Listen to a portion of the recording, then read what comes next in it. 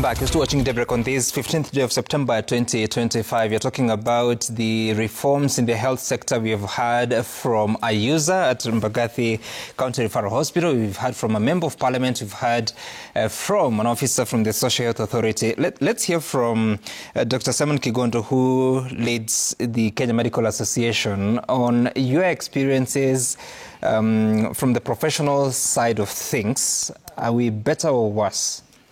Yeah. So again, I really thank you for hosting this debate for Kenyans. I think we'll go straight to the point. SHA is not working for providers. I mean, when you look at the system, in fact, we could actually call SHA fraud.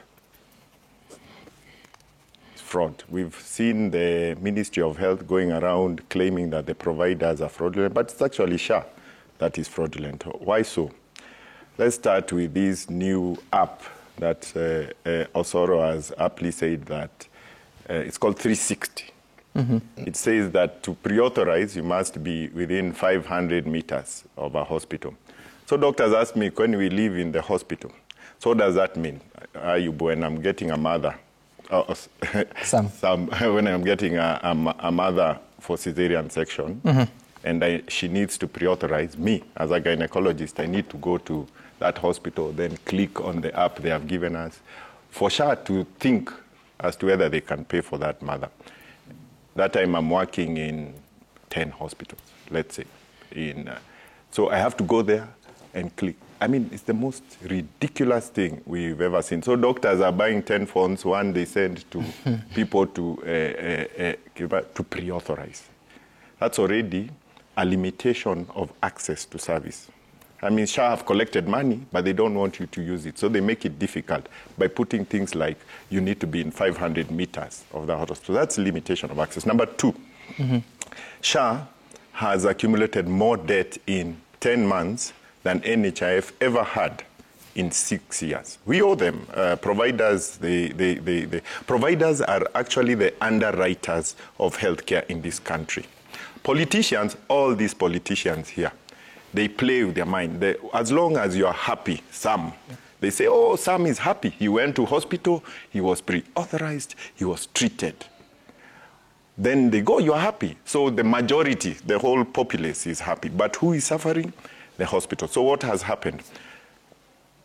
We have underwritten as health providers the health system and collapsed. So the government that was meant to create employment is actually closing hospitals, meaning that me, who had a hospital, I have a hospital in Meru. It had 100 workers, now it has 7, because SHA has not paid. This is a real example. Yeah, I'm here. I'll show you we have a whole SHA platform where every day ni machozi tu SHA haijalipa. Now, we as health providers have been reduced to looking at a dashboard by these SHA people. And the dashboard has several things. And there is something called rejection. SHA has perfected rejection for no reason. And it was well explained by the team from Mbagathi. Rejection, why? They have collected our money. They don't have enough to pay. They still have to take some to some other people. And so what happens in a rejection? And I've experienced, me personally, they don't have enough to pay and they have to take some to other people. We don't know. They need to give us a breakdown of what that 104 billion is. Have you ever seen a breakdown of that 104 billion? 104 billion. Yeah, it's been collected in that SHA system, you know. Yep. I mean, money has to come from somewhere. But let's leave that politics. As we are on the ground, you know, we're in the Antoinette moment in the French Revolution. The SHA collection can't reach 6 billion per month. Or also, we are not sure how much is collected again, because, I mean, we can't count. The SHA claims, and the SHA claims are 9.9 billion. So every month... Per month? Yes. 9 billion. Just give it a rough figure of 9 billion. Mm-hmm. So every month, SHA is having a claim deficit of 3 billion. Uh-huh. Which they have to remove from somewhere, because a guy has provided a service and provided a claim. So they put you in reject. Mm-hmm. It's reject, it's theft. It's theft by SHA. They put you in reject. And I have people who they are on reject. People claiming on Irongo has actually said it, and this is not limited to private hospitals. Reject is everywhere. So reject. So that's how you get your money. You have collected people's money. You based SHA on a wrong premise. You based SHA that, oh, NHIF is not working. It's a wrong premise. There is no premise for SHA. Then you send the Ministry of Health to claim fraud. Why? You are setting up people for non-payment. Yeah. So you'll wake up one day and these mysterious people have moved your claims. Always open a SHA portal one day. They have moved your claims from payable to reject overnight. A guy, someone has woken up. And that's why that headline for today is very, very important. This headline of these men who control multi-billion state systems. This is true. This is true because he's the guy who wakes up, whoever wakes up to move your claims from payable to reject. He's the one controlling your life. I mean, Dr. That's a practical thing that you've made a claim. It has been determined to be payable. Yes. Then that changes. Yes. Overnight, you wake up. So health workers are always on a dashboard, We have moved health from treating patients to looking at a dashboard. That is SHA for you. And the people are closing. People are committing suicide. People are closing. We are causing unemployment in this SHA. It is practical. It's not, go to Mbagathi. Don't even go to any private hospital. You will find they are in reject. Then they give you claims. Secondly, they send my very good friend, the CEO of SHA, to start claiming that doctors don't work. And she needs to give an apology first. And oh, nurses, my nurses. And what is that doing? That is setting up people for non-payment. So that you are accused of being fraudulent, so that you are not paid. This DCI thing that you have said, oh, when did we ever do a study? Ministry of Health is committing the greatest crime on earth. Contractual agreements are not criminal offenses. Contractual agreements, if we go by a contract, SHA would be closed today. We would auction that SHA office. A contract says that I provide a service, you pay me. If you have a dispute, then you go by the contract, a dispute resolution mechanism, and then we look at it. You don't start waking up and shouting, oh, I'm taking you to DCI.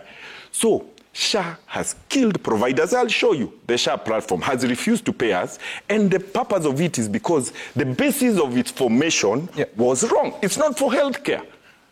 It's for what? It's for getting money to people and to some agencies and not paying healthcare workers. I'm the president of doctors in There's a doctor in Kitale who is owed 60 million shillings by the defunct NHIF and SHA.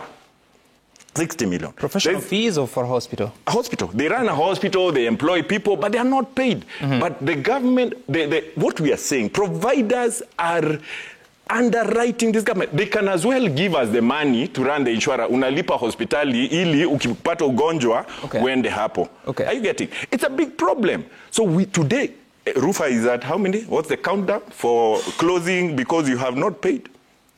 And therefore, my parting shot is that we must, and Kibagendi puts it very well, I think.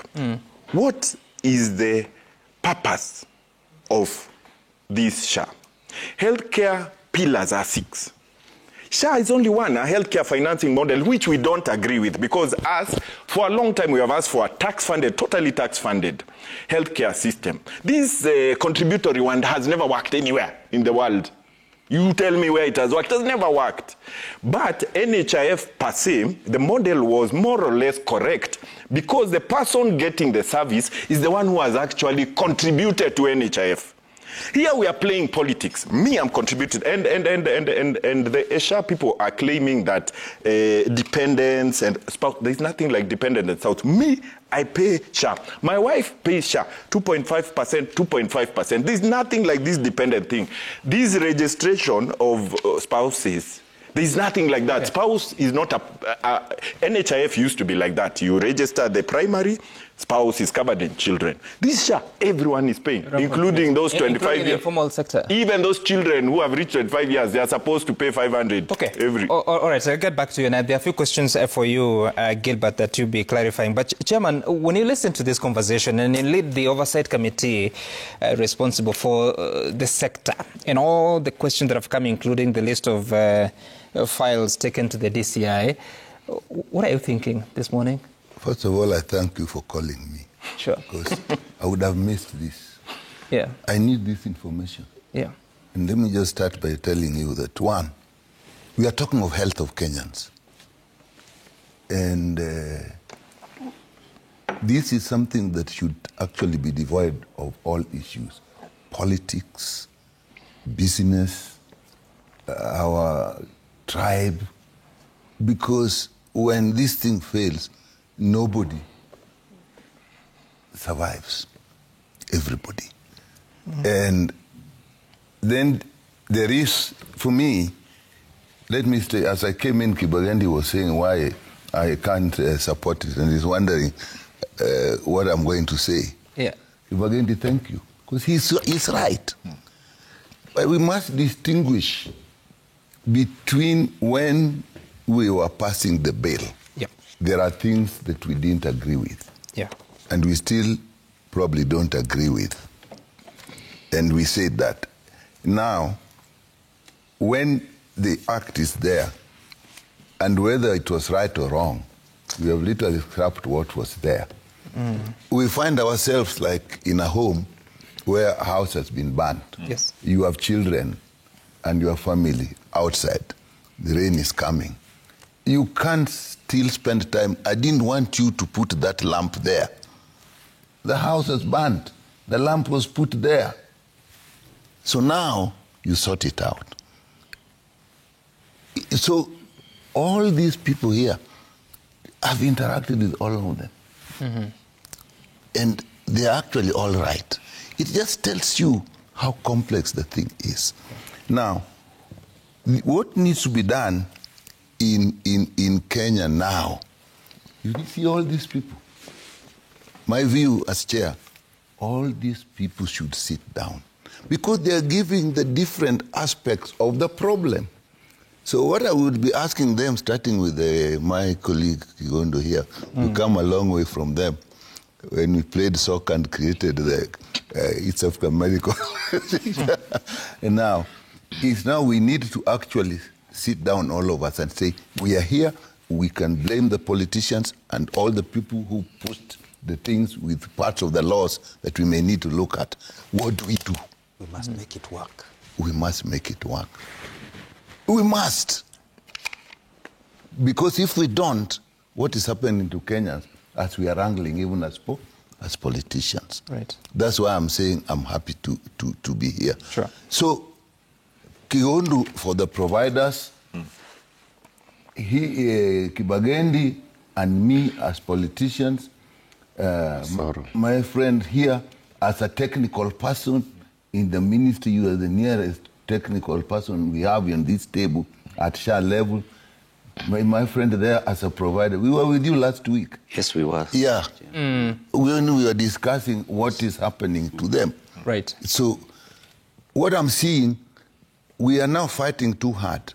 Can we get all these issues that we are seeing together and sit down? That is my feeling as a chair of the Health Committee.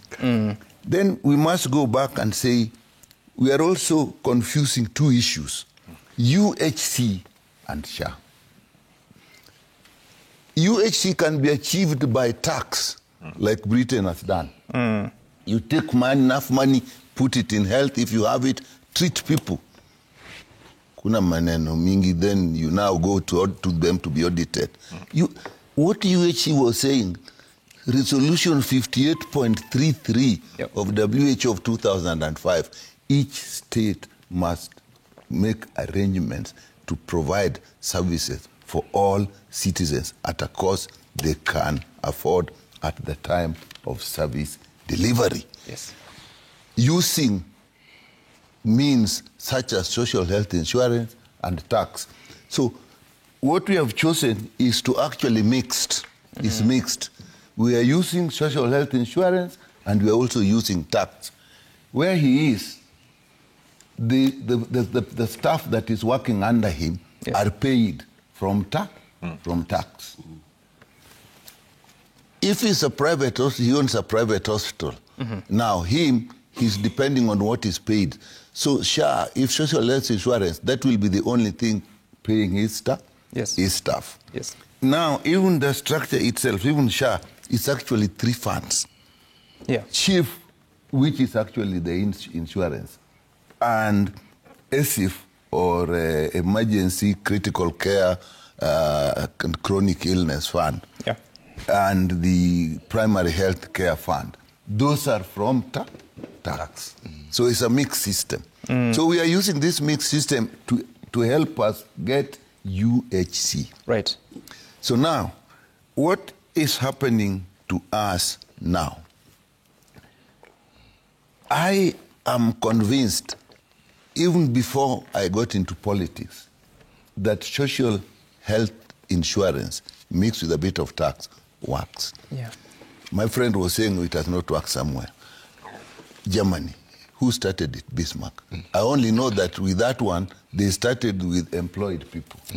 Yes. At that time, Lord Beveridge said in Britain they're going to use tax. But the German one works. The Nordic countries, most of them are actually insurance-based. Japan is insurance-based. Thailand is insurance-based. Now, why is the one in Kenya not working? And for me, that is the issue that, as a committee, me and Honorable Kibagendi, we must agree, sometimes swallow our anger, even our pride, even the fact that we know who did what, and sit down and say, okay, now we want the Kenyan child to go to hospital and get treated. Okay. Now, I'm coming to all the things they have said. You know, when we talk of registration, I don't know if you have time, because I can go through this one by one, and what we and Kibagendi should do. Sometimes I tell him, Kibagendi, don't get too angry. If you do that, we are not going to get anything done. So I'll convince him that we cool down, we know where the problem is, but we must sit down as an oversight committee with the minister and say, Waziri, this is how we want it to be. Now, even registration, proxy means testing. Is not only giving a problems in health, it's also giving a problem in education. Now, when you say people register and pay, so you say 26 million are registered. Only about 5 million have paid through proxy means. Then you say, okay, we can lipa mdogo. The law actually doesn't provide for mdogo. The law provided pay once. But the reality is that that is difficult for people. Then we find it is not working well. What we need to do, again, you and me particularly, is we must now sit down, and we are going to do it. And there are things we are not going to say, everything here, there's no time. And say, if people have to pay mdogo, how does it work? If you pay insurance, even car insurance, you must get some way of funding the insurance itself, and it's the person who has funded you who you pay mdogo. And these are the things we are actually proposing, and we are going to discuss. I'm not giving up on social health insurance, regardless of what the politics do. Then even the informal sector, it's a challenge, because right now, whatever is happening in SHA, the little that's happening in SHA, is on the back of employed people. Because the informal sector has been difficult. This proxy means it's not worked as well as you would have wanted to.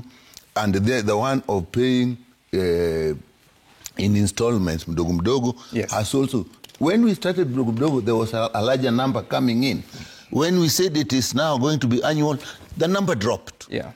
So it means now we have to find a way of supporting that. Now, when you talk of empanelment and bed capacity, we are going to meet this week. Now, KMPDC at one point, actually, arbitrarily put beds, and they said, bring the beds. So now they've asked people, bring that real number. That has not been completed. So what has happened, what is in the system?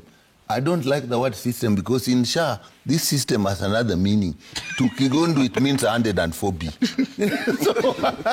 so let's just take time. Don't think I'm taking all your time. Anyway, you called me.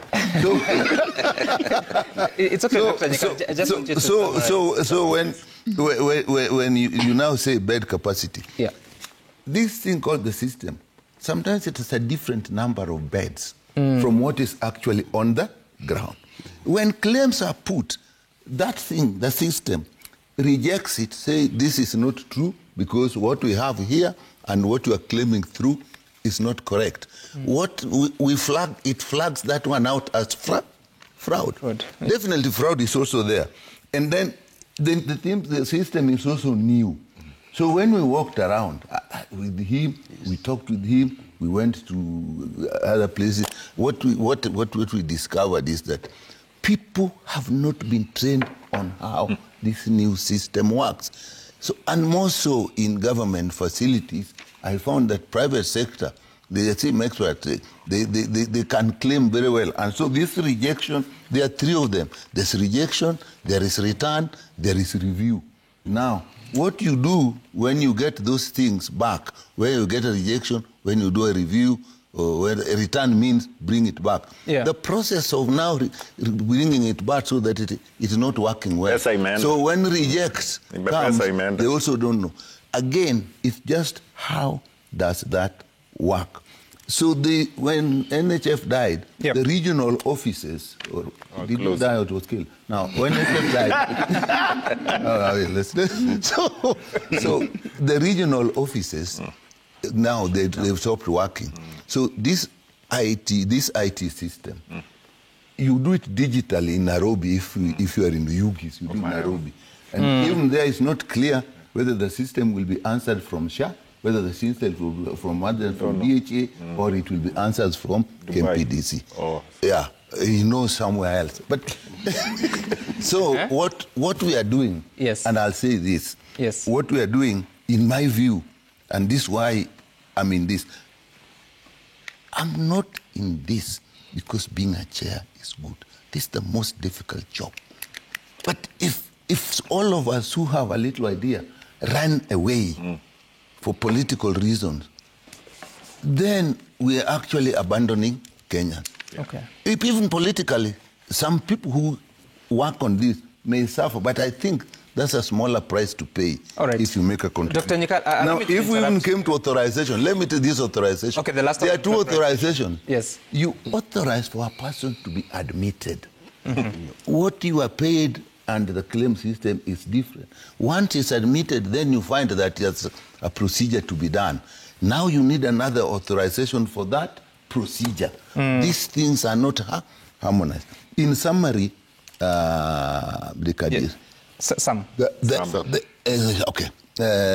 in summary, SHA can work, and it's a system that has worked in other places. It is facing very major challenges in Kenya now.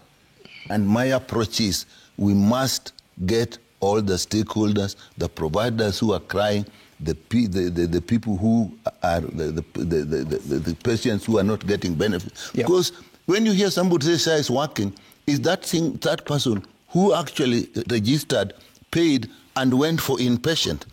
SHA pays for them, so he says it's working. Then the person who is in outpatient, the money for outpatient and emergency has just come in. I don't think it has reached the system well. So that guy will not be paid. But the money is somewhere. So as we are fighting, we have all the elements that we should be able to put together. So you asked my view as a chair. I think we must all come together. And mine, in the hours in the Kibagendis here, as a political, is work with the ministry and say, this is what we need to be done. When it becomes very difficult, we'll probably come here and tell you, I was a candidate. But for now, I think there's still a chance. Yeah, there's a chance we can do it. The challenges are big, but it needs all stakeholders. Kiondu, You know, even the money that is there, 7B is being collected. The claims are 9B. Ridiculous. Okay. So unless we do something... I actually wanted to hear from Gilbert on that question. So how much money is, because we got to 3.7 million, so how much money do those 3.7 million contribute in a month? Averagely about 6.5 billion. 6.5 billion. But it's of course growing over the period. Allow me to make sorry, and how many are the payouts? Or rather, Claims. Claims. That's what I wanted to respond to. Yeah. Allow me to make a statement on claims. And I want to break it into two. Yes. As my brother mentioned, we have three funds. That is the primary healthcare, which I'll start with. Since the rollout up to the end of August, providers had submitted claims worth 9 billion shillings. And the SHA has been able to reimburse 7.7 billion, which translates to 86%. We acknowledge there is an outstanding balance of 1.3 billion that is to be cleared in this current payment cycle. Let me come to the second. That's for August alone? No, for the entire period, primary 10 healthcare. years. Oh, sorry, okay. Up to August. Now, claims for SHIF, that is the Social Health Insurance Fund. Since we started, a total of 82.7 billion worth of claims has been launched. But I want to issue a rider. Claims are being launched every other time, even as we sit here. It's a live system. Yes. So from the 82.7 billion up to end of August, total claims payout stood at 53 billion, translating to a payment in terms of percentage, 64% of the claims have been reimbursed. Allow me to also break it down. There are those claims that have been approved that are awaiting payment. Remember, under the new regime, we pay claims on 14th, and I want to believe this evening, providers will be getting money. Now, approved and awaiting payment, we are talking of 6.4 billion, which is 8% of the outstanding claims. There are claims that were rejected. And the reason for the rejection, remember, when you look at the statutes, Section 35, Sub-Article 2 of the SHIF Act mandates SHA to validate all claims submitted and do quality surveillance to ensure that they meet the threshold. Now, allow me to mention something on rejections. The reason for rejections include, one of them is upcoding, whereby you come for a procedure, but since the healthcare provider wants to make more money, they bill for... Allow me to say something. The other thing the bill is for? Upcoding. You come for example, for a common cold. Yes. Because the money is little, they put you for malaria. Okay. So the other thing is a document forgery, conversion of outpatient into inpatient, amongst many others. So that has happened? Yeah. Actually, but I thought for you to admit there has to be a signature. Yes. Some signatures somewhere. Maybe the patient? Yes, it's also, you see, fraud requires the entire, it requires the provider, the patient, for it to succeed. So allow me to give you a further breakdown. Okay. Now, I've said rejected claims are 10.6 billion, which is 13% of the claims that have been submitted. When what Dr. mentioned, re-evaluation, these are claims that have some missing documents that providers did not attach. We are talking of 3 billion, or 4% of the claims that were submitted. Claims that are under surveillance, confirmation, review, constitute 2.1 billion, or around about 3%. And the others are 7.6 billion, review and others. So long and short, we have made a deliberate effort to settle claims. Remember, and to bring it to the attention of the providers in the room, the contracts that you signed are very clear, that you must submit claims within a period of 7 days after the discharge of the patient.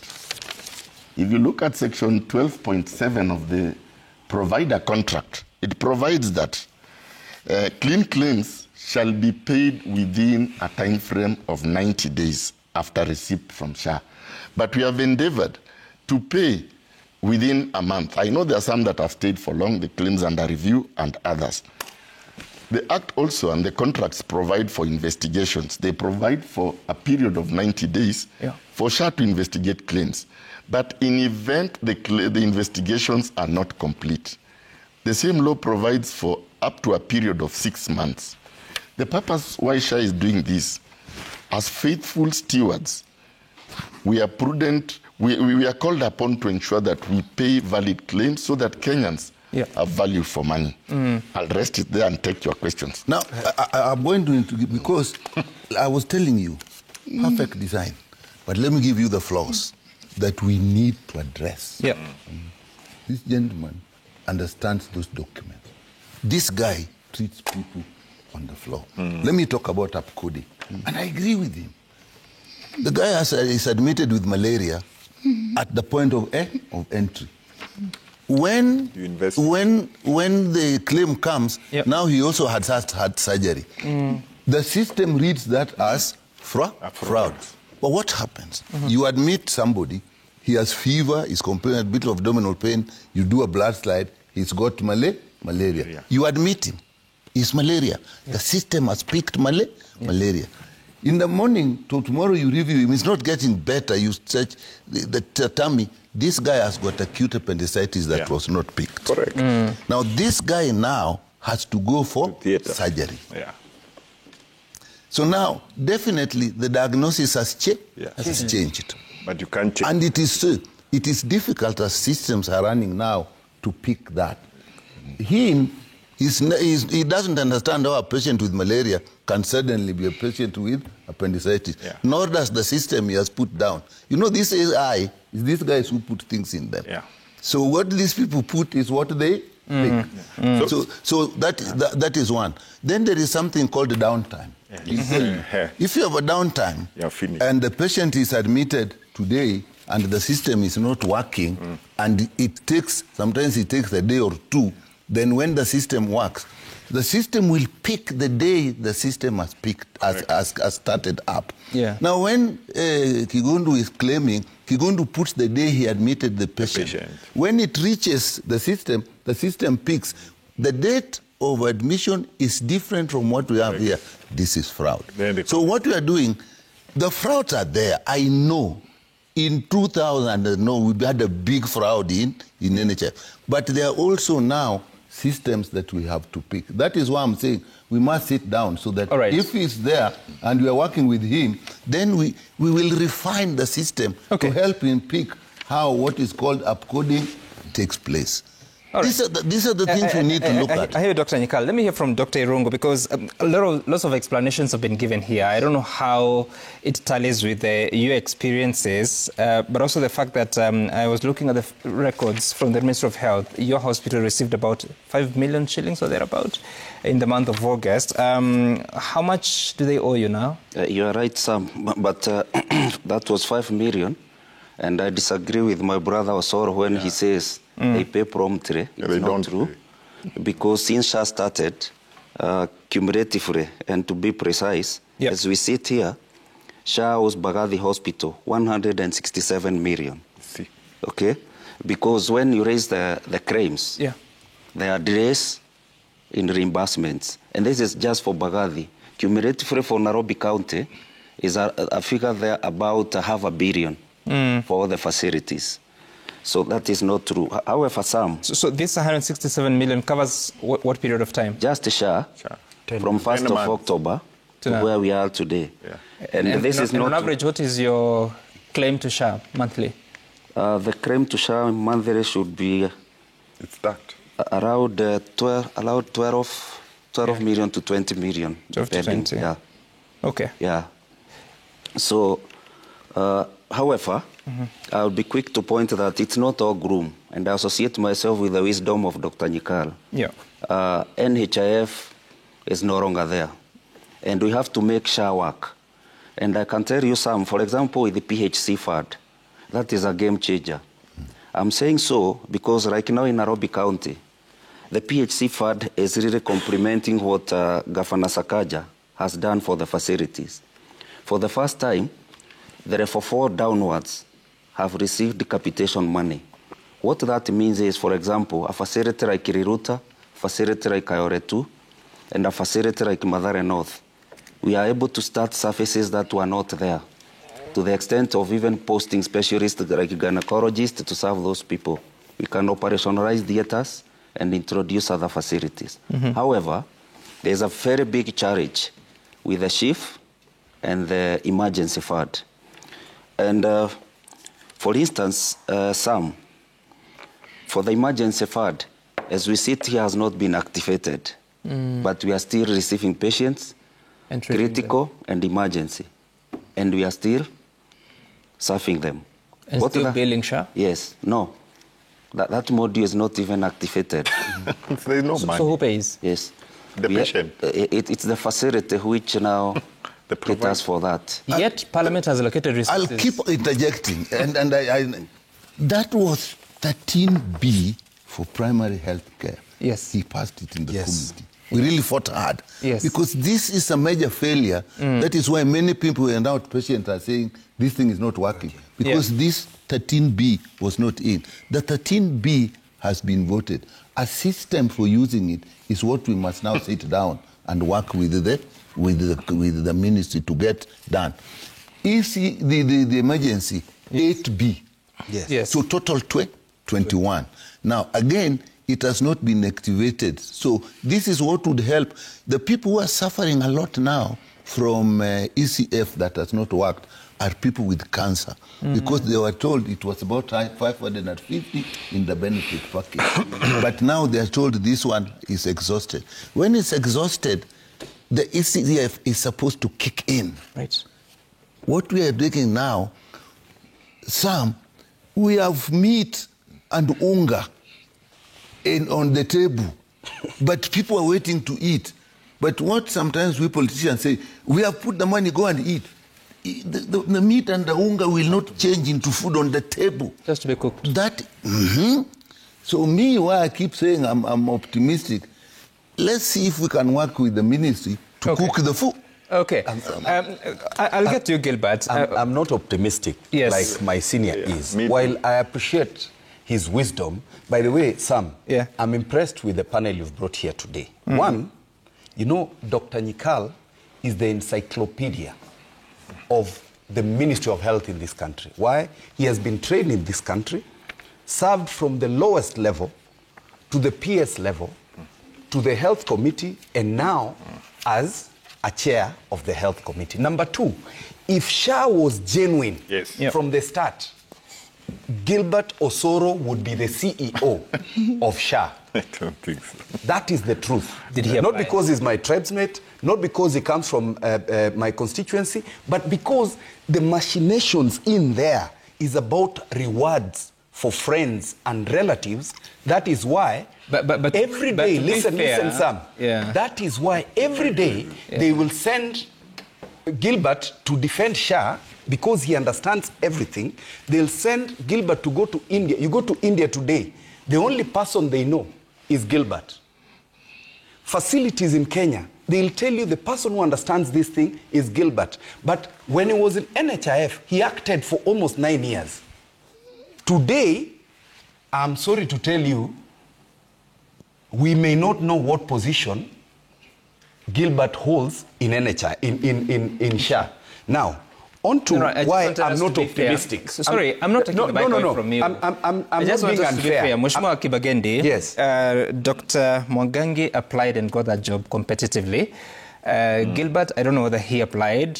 And now, what I'm trying to tell you is... He didn't apply. You know me, I'm being realistic. I'm being practical. You just said he didn't apply, but carry on. And when I say this is because, let me ask you, who in SHA can articulate issues around SHA like Gilbert has done today and like he has done in the past? Nobody. Because friends and relations have been given those opportunities. Now, on to the next. Why I'm not optimistic. The politics around SHA. Number one, the CS, Honorable Duale, does politics with this thing. Yeah, that I agree. He is not what Honorable Nyikala said here about the issues that we have and why we need to come together. What Duale does, comes to camera, threatens people, threatens facilities, threatens politicians. Kibagendi is making noise because he owns a hospital. Yeah. I don't own a hospital. Are you sure? Yeah, I don't. I don't even know how to hold a syringe. Yeah? So, and that is why I consistently say, because, number one, of his complacency, him and the chair of SHA, they need to actually resign. Why? They have been associated, some with facilities, and some with this Apiero and Convergence. That is what we are saying. Now, we should not confine ourselves on matters to do with healthcare reform on SHA. You know, healthcare financing law, it needs to be looked at, yeah? And the biggest cost in healthcare financing is the healthcare workers. Are they motivated enough to even provide the service? You know, we have consistently confined ourselves to SHA. Healthcare is labor intensive. What is the ministry doing to ensure we have adequate personnel, motivated personnel? Do we have the healthcare products and technologies? This is where agencies like SHA come in. You find again that the people in the ministry are again conflicted from the top, whereby, what do we do? Listen, that is where we are saying. Yeah. Number one, Duale must resign. He is conflicted from manufacturing to provision of these systems. And I want to ask you, my brother here says SHA is a state-of-the-art system. A state-of-the-art system that does not work. It doesn't work. For you to be able to flag out fraud, listen to me, please, listen. Yeah. For you to be able to flag out a fraud, that system cannot. It can't. You have to call. It can't. It has to be manual. Yeah. Okay. Look, listen, Gituko, a little. If somebody is upcoding, somebody steps into the theater for, let's say, appendicitis. Yeah? Appendicitis, probably 60,000 shillings is what the hospital will make. And then the hospital decides, let's do this. Let's just push it to a knee or hip replacement. Yeah? The system will not know. It is through calling some Gituku that can only be established. When they say state-of-the-art system, the most sophisticated systems we have in this country are in the military, are with Safaricom, are with KRA, even IFMIS. Let me tell you, no system in this country costs more than 50 billion Kenya shillings, however sophisticated it is. This is theft. 104 billion Kenya shillings is theft. And guess what? We are getting this system from Apiero and Convergence that have never provided such a magnitude of a system. They've not even provided any kind of system anywhere. That's true. Anywhere in the world. Now, but you go on to tell us this is such a state-of-the-art system. Genuinely, why are we lying to Kenyans? All right. Like I said from the start, this is a scam. While I agree with Honorable Nyikal that now we have this problem. Yes, how do we make it work? That is what we need to work. Instead of Duale harassing people and abusing people, he needs to step down so that we have more sober people who can come together and push for this thing to actually work. Right, I hear you. There are very many clarifications. Please, I hope you've been noting them, including that question of the system and the 104 billion shillings and it working and not working. I know you have not finalized on what you are saying, but let me hear from Dr. Kigondu here. What is it? Because you've been burning. Yeah. You see, what is healthcare? Healthcare is you have someone who needs a health service. And you know, in health service, you don't have to be sick. Like some of us who are gynecologists, we take care of normal patients. So you provide the service and you get paid, the provider and all the people who are.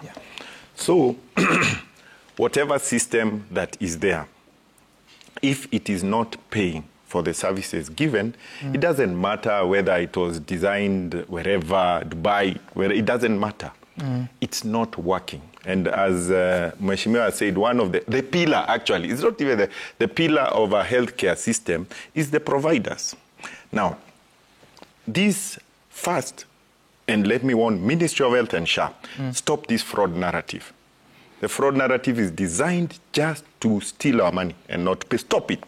And Mheshimiwa has explained upcoding recently. 1 year ago, I wrote an article and said, the services provided to be paid for by SHA are less than any private insurer. They try to list things. Why do we upcode? I'm a gynecologist. Sometimes some people come with cancer of the cervix, and we have to go in, take what is called a cervical biopsy. You know, you take a piece of meat and take it for to be checked. That cervical biopsy is not there in their list of payable system. The closest that is there is something called a hysteroscopic biopsy. You get? So when you are putting into the system, you have to click on that hysteroscopic biopsy. But when they come to pay, they'll say you've clicked on hysteroscopic biopsy, but you have not done hysteroscopy. And therefore you are fraudulent. You get? It's there. And all this time there has not been iteration of the system to include that. They've tried to list, it can't work. You can't list all the services. From day one, from the day we looked at that list, we say this. And in the doctor's notes, that doesn't count? No, you'll write a cervical biopsy, but he'll refuse to pay. He'll say you've clicked hysteroscopic biopsy, but there's no cervical biopsy in that list. So the SHA is fraudulent. Let's just cut bill. 2, the guy, SHA they have listed, let me tell you, in this day and age, we would Nepal this country. Did you hear how much he said the rejections are? And I am a victim of rejections, where monies have reached payables, and they go back. It is theft. There is no explanation about healthcare anything. The service provider is the one holding the healthcare system together. They are the ones paying for the over and above, of course, out of pocket. And finally, the SHA system, this SHA thing, came out of touch with reality. When you start dividing things into primary healthcare fund and ECCF and SHIF, and say that SHIF is in level 4, SHIF is level 4, it's not the healthcare in Kenya. That's not our Kenyan healthcare system. My parents used to... Is there a chance to reform it? So that remove child to Rudy. But anyway, I'm not starting. We have Nikal and Kibageni to do that. Yeah. Is there a chance of reforming the system so that it's a clearer? We don't know. We don't know. A system that is supposed to have been an improvement, you can't even do that. Now, biggest problem: a level 4 facility where my parents used to go to because they have chronic illness. When SHA came, I became the primary health care fund, the emergency chronic illness, because now they said level 4 cannot treat hypertension. There is no refund. My parents don't live near any level 3, 4. So what happened? They have been removed from the system. So NHIF, what has been paying over the years, I am the one now paying for that out of pocket. So what he said is correct. In SHA, the out-of-pocket expenditure for Kenyans has gone above the roof. For such things, removing primary health care, a lot of the hospitals that were level 4, they actually provide a lot of primary health care. So you can't divide the two. But then the SHA thing, they tell you, you choose. Are you a level 4? Are you a level 3? You see, then finally, these politicians, when we went to Naivasha for 2 years, they told us, brilliant system, the allocations. SHIF will collect 150 billion. That was their basis. Of course, salaried people are not enough to give 150. ECCF will be allocated 75 billion per year. A primary healthcare fund will be allocated 50 billion to pay all those. What have they done year 1? 0. When noise was made a bit, 6 billion was thrown in and not released into the system because there's no place you can click to get 6 billion. So healthcare providers have rejected this for non-payment. Non-payment is our biggest issue with this state-of-the-art system. and rejecting perfect claims. Upcoding, I'll tell you, that's upcoding. The one hysteroscopic biopsy that I'm talking about is upcoding because it is hysteroscopy. All right. Yeah, so right. I think we need to, the basics. Let's finish with what you were saying, Dr. Irungu. I think Dr. Nyikal cut you short. Yes, thank you, Sam. Yeah. And what I want to say is that I believe SHA will work, and SHA can work. And we only need to fine-tune several issues which are coming up.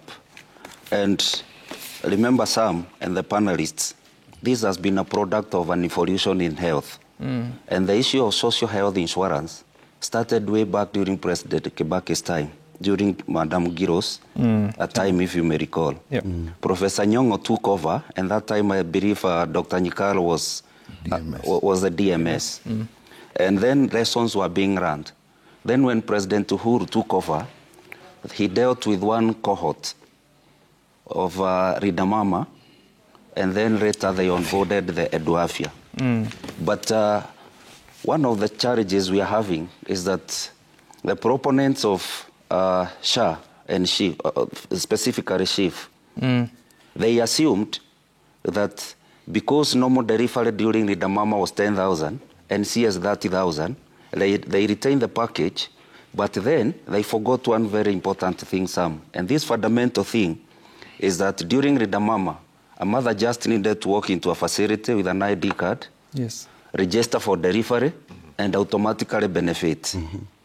Today what is happening is that when a mother presents herself to a facility for delivery, is expected to register for SHA and pay 1 year.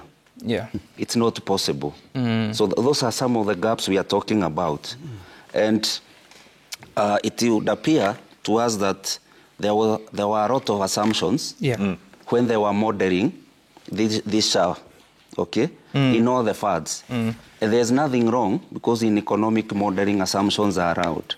But then it seems some of them were so academic and far-fetched, they can't work. Yes. And I would like to challenge my brother Osoro, because has been in NHIF and has transited to SHA. Today, we are about 1 year old in SHA.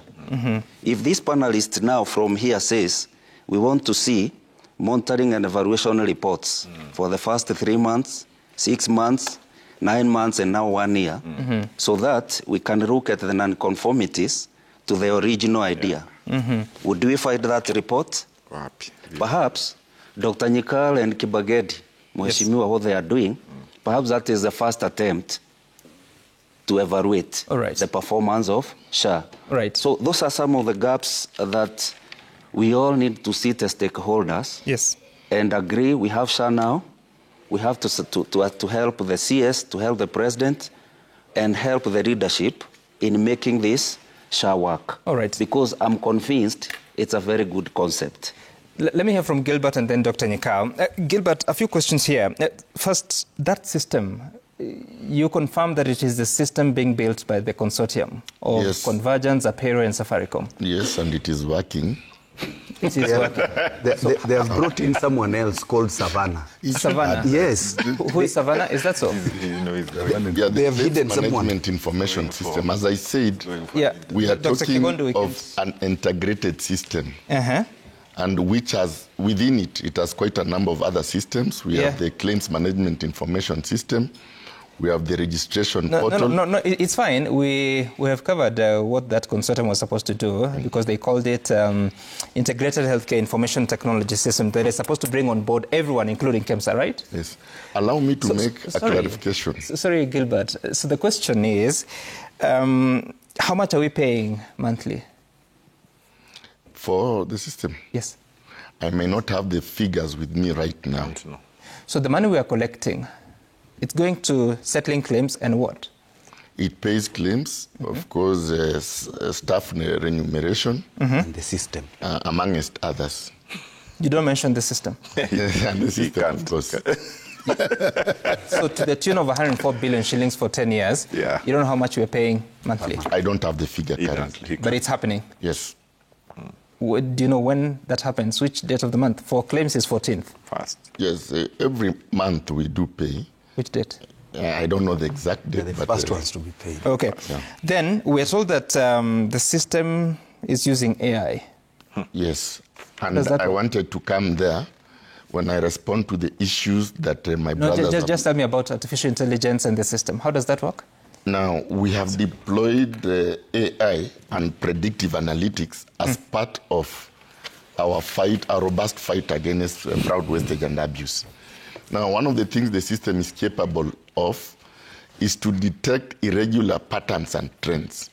You've registered a facility on Monday, and on Tuesday, it is launching more claims than the National Referral Hospital. Can you stop right there? Sure.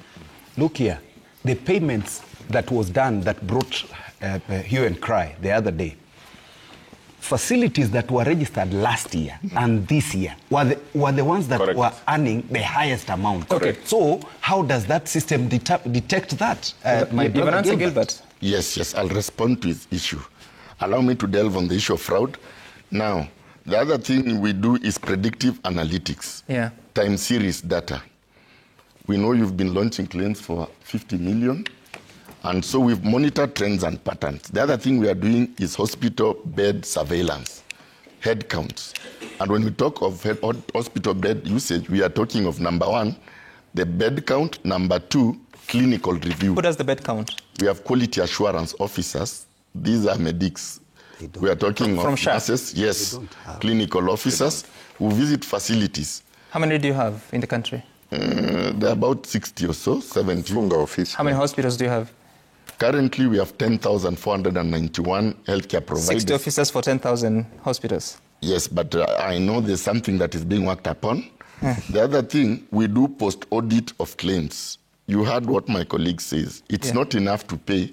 Periodically, we do random sampling to determine, pursuant to Section 35, Subarticle 2, that the claims meet the threshold of best practice. You have the right documentation. So the AI is not able to do that? No, it does, but we also have an audit department. So periodically... Does artificial intelligence read discharge notes? Yes, it does. They're handwritten? No, some of them, you see, we have, the system is coded, as Kegondo put it. When you pick a disease, you enter a code, and it tells you the disease and what we shall reimburse comprehensively. There are standard operating procedures, the treatment path, that if you pick malaria, we expect you to use that path for purposes of treating the patient. What Nicole correctly stated, once you pick a disease, it confines you to the treatment plan. That's what I'm saying, because discharge notes would explain to you further. Remember, even the discharge notes, apart from what they write, they input something into the system. Which your system will not allow an amendment if it's malaria turning to some surgical procedure. Appendix. Now, I hear you what you are saying, upcoding. You see the way the system works, there are what we call scheme rules. And the scheme rules are tied to the benefit package and the treatment plan. So what will you do? Because there appears to be a problem there. No, I want to say this. I'll come back to the benefit package and tariff that was passed by our MPs, and we are grateful for that. That benefit package and tariff provides that the benefit packages will be reviewed every 2 years. We have already done 1 year. So most probably, as we commence the second year, there'll be a team, because the law provides for establishment of a benefit package and tariff committee that is domiciled in a local unit. Yes? A review upwards. Whichever Kenyans propose. But you don't have money to do that. So allow me to mention something about the benefit package and tariff. So that committee is independent. It is domiciled in one of the universities in the University of Nairobi, and it has a team of experts. We have actuaries on board, we have consultants, we have health economists, representative of the public. They will go around the country. If time would have allowed, I would have shared with you the benefit design process that involves collecting feedback from the public, what they need to be covered. Okay, which is fine, Gilbert, because we're running out of time. The point I was making is, with your collection of 6.5 billion, which I've calculated is coming into about 78 billion shillings every month, if it works perfectly so, the promise was 150 billion shillings. 78 billion shillings is not even sufficient to cover all the claims we've received so far of 82 billion shillings. Allow me to add something. Just a moment before you add. So even if you upscale the packages, how do you finance? Now, we need to distinguish what I shared with you. The 6.5 is contributory. Yeah. Now, we have other funds that come into place. We have the PHC fund, and we want to thank our members of parliament. They did allocate us 13 billion. Yes. We have the Emergency Chronic Critical Illness Fund, which they gave us 8 billion. And you haven't operationalized?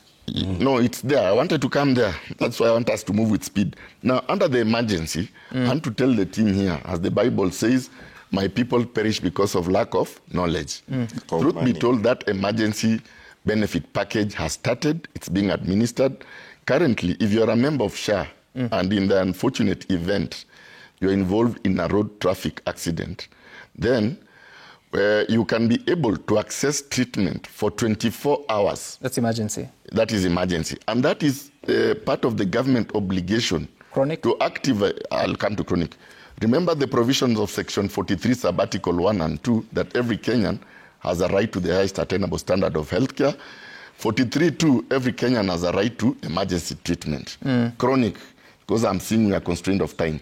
Now, the chronic benefit package is actually working. The government did listen to the plea of Kenyans, and they reviewed the provider payment mechanism from the daily rebate of between 2,240 hospitals are claiming to and getting paid 4,480 to 28,000 per day for maximum of 12. So the question I'm asking, days. so hospitals are claiming and getting paid? Yes, ICU is being paid, and HDU. But you're saying it's not. My brother is You see, let's not confuse issues, eh? And what you're saying is theory. We are users some. Yeah. And let me ask him. Yeah. The payment they made in July, they were talking of payment for chronic conditions. But some of the facilities that were paid, for example, money for dialysis, don't even have renal units. Yeah. They don't. Yeah. Wow. You see? Okay. And this is the information I believe they're also misreading the CS. Because you saw the CS will tell us, and the president, what they are telling them. But we are the users. Okay. For the one he is talking of emergency, it is not true also. What emergency is there when the system downtime is two days? And the emergency is 24 hours. Yes, let's be practical. Okay, all right. Yeah. Dr. Rongo, Yes. Gilbert, thank you so much. No, Dr. Nyikal, please, 30 seconds, because you are eating into the time of the next. 30 seconds, Yes. what I'll say. All these are challenges. My position, as I said earlier, we must sit down and sort these challenges. And you can see my difficult position when we now want to sit to the ministry. Yeah. And Honorable Kibagendi is calling for the resignation. Duale has to resign. And Kigondu here is saying scrap SHA. Yeah. Now, Kigondu, you are an obstetrician. Don't throw away the baby with the bathwater. Then pay us. So, even you pay again, when the cow has not got grass and water, and you are trying to get milk from it, you kill it. So I'm saying, providers, you are not the ministry, but you are the nearest SHA, the technical. SHA. And we, the politicians, we are obliged by the care, the needs of this country to sit down. And me, that's what in the committee will push. Okay. I'll try to tone down Kibagendi as much as possible. This guy, there are things we did with him in KMA that he thought impossible. Yeah. We can still do it. Kigondu. All right. Thank you so much. Dr. James Nyikal, who is the chairperson of the Health Committee and a member of Parliament for Seme constituency. Dr. Simon Kigondu, President of the Kenya Medical Association. Anthony Kibagendi is the member of Parliament for Kitutu Churches South and member Health Committee. Gilbert Osoro from the Social Health Authority and Dr. Alexi Rongo, CEO, Mbagathi County Referral Hospital. Thank you so much for making time for us to have this conversation. Many questions continue. A lot of feedback coming through on our social media platforms. We'll be looking into it to inform further conversations in the future. Up next is Espori Monday. Sam Getuku is my name. Bye for now.